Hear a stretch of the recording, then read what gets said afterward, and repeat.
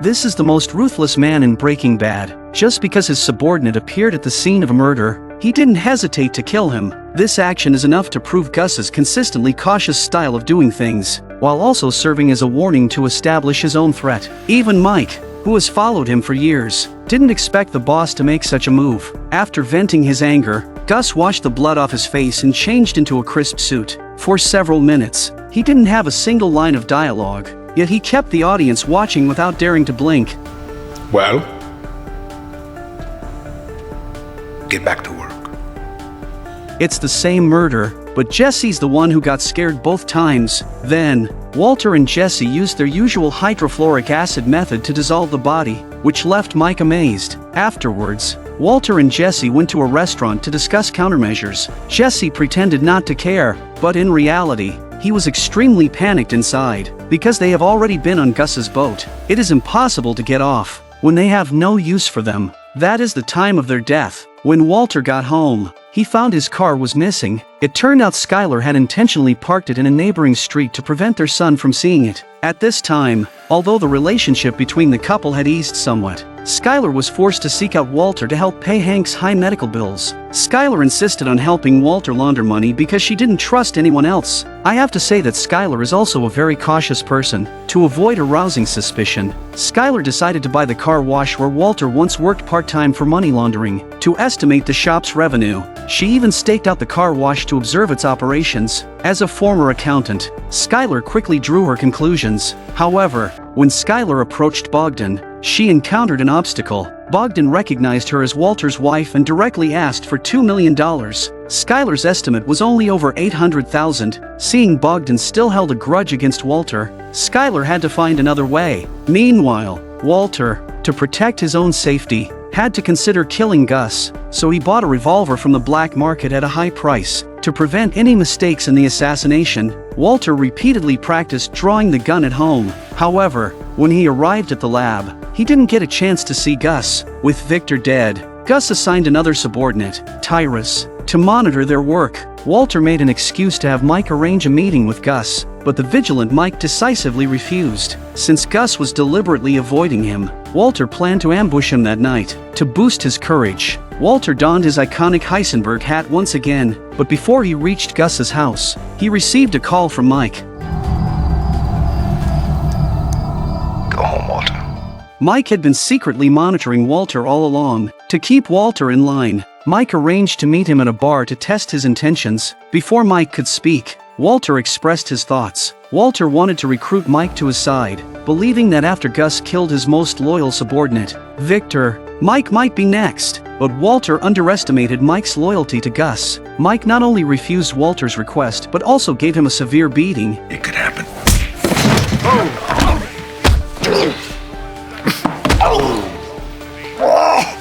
Thanks for the drink.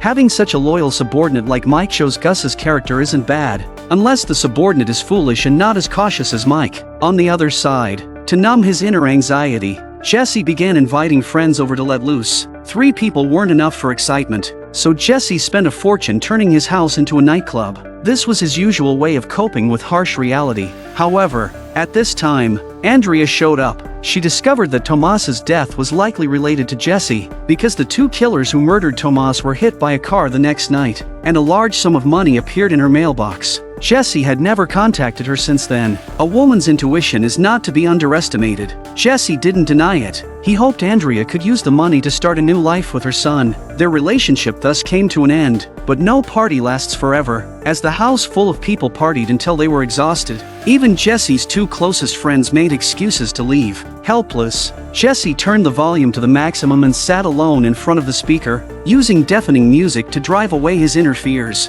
Meanwhile, Hank, severely injured, was recuperating at home. His condition was very poor, needing to do everything in bed. Marie, who always had a princess syndrome, finally took on her responsibility. After professional rehabilitation training, Hank could finally stand and walk. But in the face of Marie's concern, Hank still couldn't positively face his condition. At this time, he, like Jesse, couldn't accept the harsh reality. If Prison Break was your introduction to American TV series, then Breaking Bad will definitely redefine your understanding of American dramas. Breaking Bad consistently pushed the plot to new heights. with each season's ratings breaking historical records. Such achievements are not only the result of the director's great efforts but also the superb acting skills of the cast, who bring every character to life in an unforgettable way. Although everyone knows Walter chose the path of crime, it seems that everyone feels a certain sympathy for him. On Walter's gradual descent into darkness, we witness many human struggles and helplessness, and we also see Gus's true colors. To prevent Walter from having any more bad ideas, Gus installed 360-degree surveillance cameras in the lab, which made Walter feel an urge to curse. To test the cameras, Walter walked around the lab, but the cameras were so effective that Walter couldn't help but give them the finger. After work,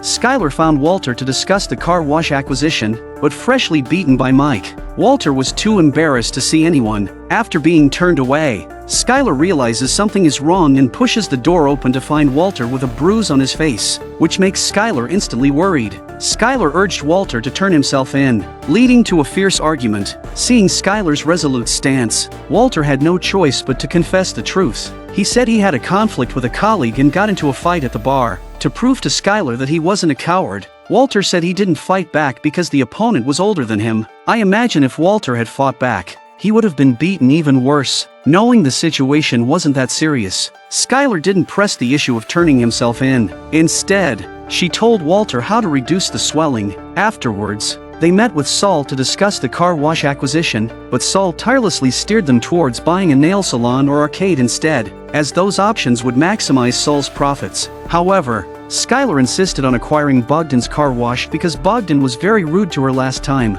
To satisfy his client's needs, Saul came up with a bunch of bad ideas, using underhanded tactics, all of which Skyler rejected. Although they were engaged in shady business, Skyler still had her own principles. They discussed for half a day without coming up with a good strategy. However, a clever woman always finds a way. While Skyler was at home washing bottles for her daughter, a perfect idea for acquiring the car wash suddenly came to her mind, and she immediately called Saul. In the next scene, Saul's henchman, QB, pretended to be an environmental officer testing the car wash's water emissions. It was obvious that the wastewater emissions were severely non-compliant, and the car wash was ordered to shut down for rectification and install a new filtration system. However, the cost of this filtration system would consume Bogdan's entire year's profit. Bogdan protested, refusing to make changes unless QB could specify which law he had violated. But QB had no knowledge of laws and regulations. Fortunately, Skyler had done her homework. She remotely controlled QB's conversation and provided the relevant legal clauses. Bogdan was left speechless. However,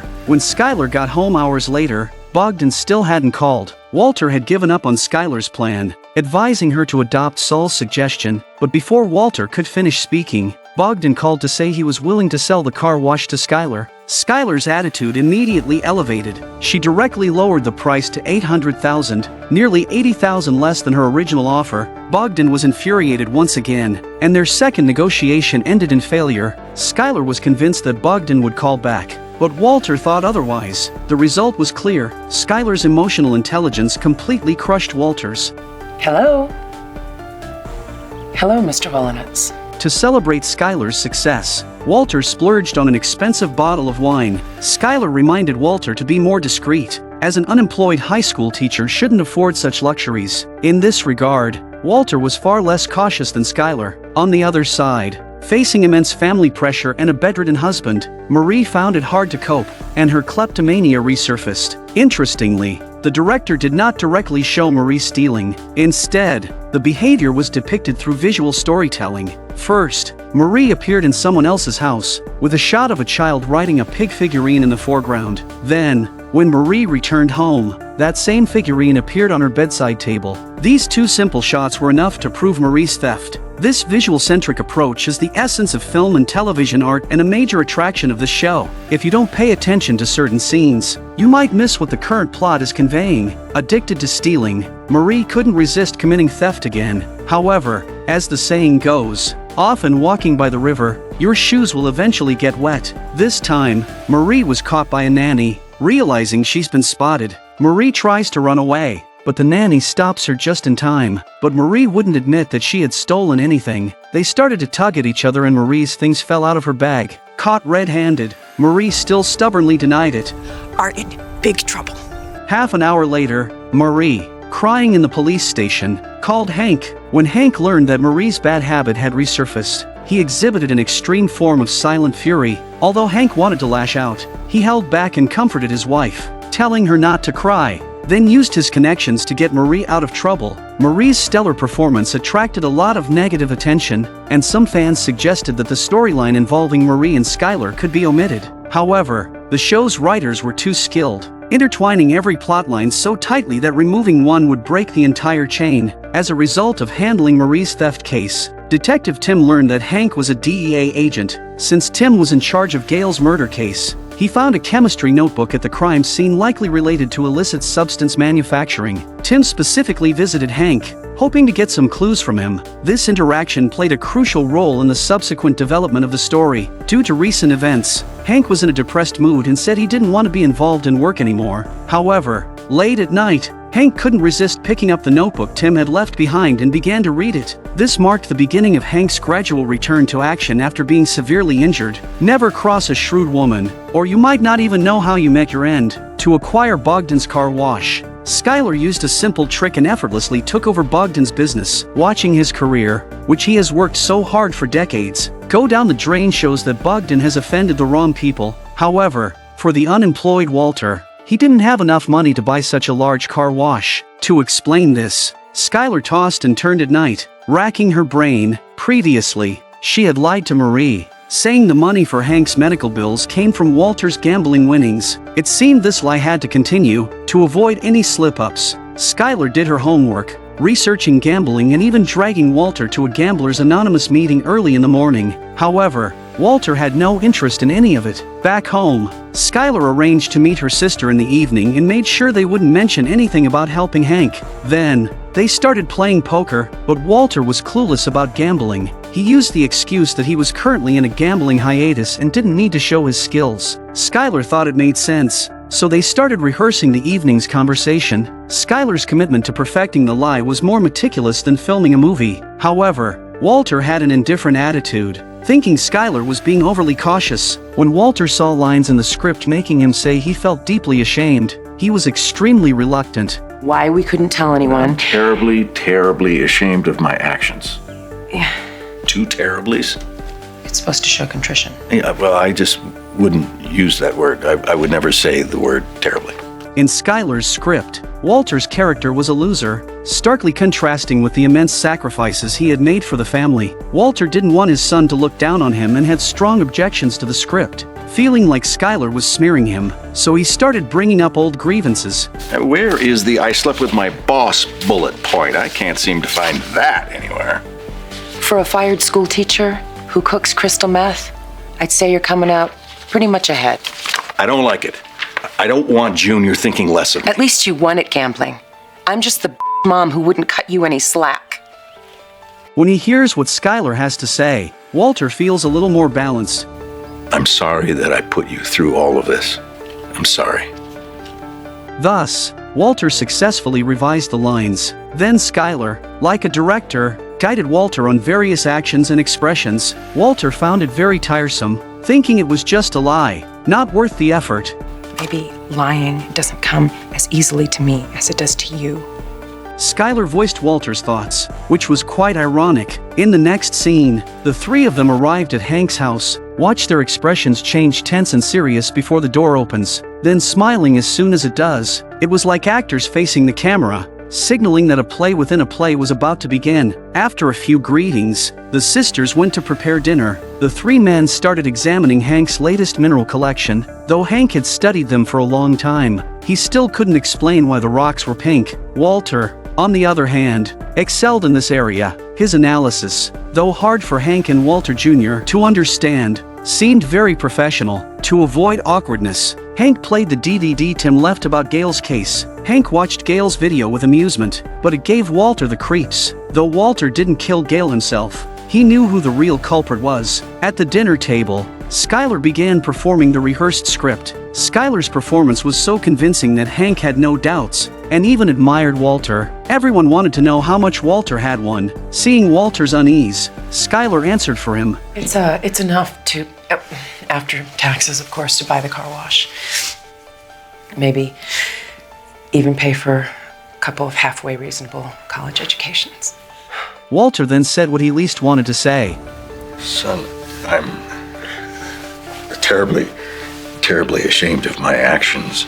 He changed his lines on the spot, not out of shame for his artistic endeavors, but because he felt guilty for ordering Jesse to kill Gail to save himself. Walter excused himself to the bathroom but actually went to Hank's room to check for any evidence against him. Before he could look, Hank called him out, wanting help understanding Gail's chemistry notebook. Walter seized the opportunity to check for any incriminating evidence. Hank believed that Gail was Heisenberg, the man he had been chasing. However, he was puzzled by the notebook's opening lines. Right here at the top says, to WW, my star, my perfect silence. WW, Willy Wonka, Woodrow Wilson, Walter White. You got me. If this isn't a joke, I think this episode could have been the series finale, but Hank would never truly suspect his brother-in-law. Luckily, Walter was quick-witted. He saw a poem by Walt Whitman in the notebook, explaining the initials WW. When I heard the learned astronomer, Learned. And from time to time looked up in perfect silence at the stars. It's a poem by Walt Whitman.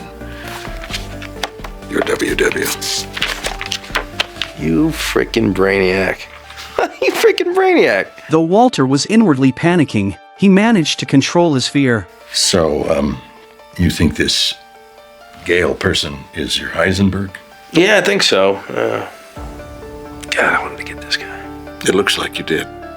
Nah, I mean, me personally, I wanted to be the one to slap the handcuffs on him, that kind of. Hank's words set the stage for future plot developments. Walter tentatively asked about the killer, and Hank said the police were comparing fingerprints and had an eyewitness. The police would eventually find the shooter. Walter, terrified, rushed to find Jesse. By then, Jesse's house had become a refuge for the homeless. Still haunted by killing Gale, Jesse needed this chaotic environment to distract himself. To ensure their safety, Walter asked Jesse to recall the details of Gale's murder, reopening Jesse's unhealed wounds. In his anguish, Jesse couldn't take it anymore and paid someone to kick Walter out. Desperate, Walter turned to Saul for help. Knowing only he understood the potential dangers, Saul suggested an ultimate solution, making Walter disappear. He had the resources, as long as Walter had the money. Though Walter didn't take this option, it foreshadowed future events.